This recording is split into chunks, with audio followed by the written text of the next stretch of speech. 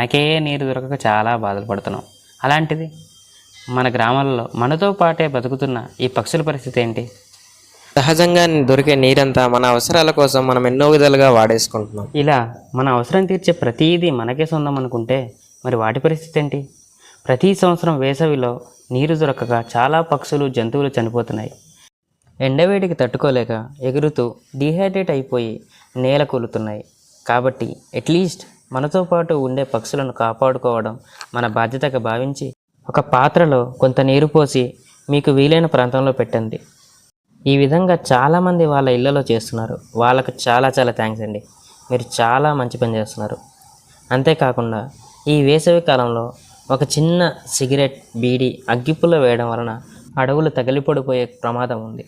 ఒక్కసారి నిప్పు అంటుకుంటే పారిపోదాం అనుకున్న ఆ మంటల్లో చిక్కుకుని చాలా వన్యప్రాణులు సజీవ దహనం అయిపోతున్నాయి.